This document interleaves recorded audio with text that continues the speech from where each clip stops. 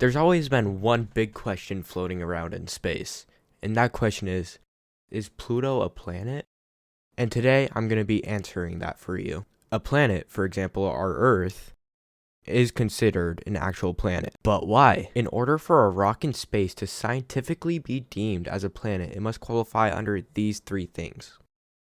It must be orbiting a star, aka our sun.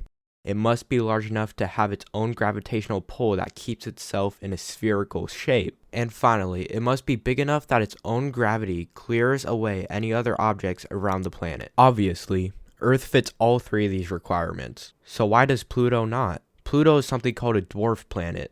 The official definition from the Oxford Language Dictionary of dwarf planet is a celestial body resembling a small planet but lacking certain technical criteria that are required for it to be classified as such. Basically, what that means is a dwarf planet is basically just a version of a planet that doesn't quite reach the requirements of being an actual planet. You may be thinking, well, Pluto should be a planet because it orbits the sun. Pluto is also round, so why is it not a planet? Yes, you're correct about all of those, but you're forgetting one thing, the third and final requirement. The third requirement is that it is big enough to push other space objects away with its own gravity, which Pluto is not big enough to do, which officially qualifies Pluto as not a planet.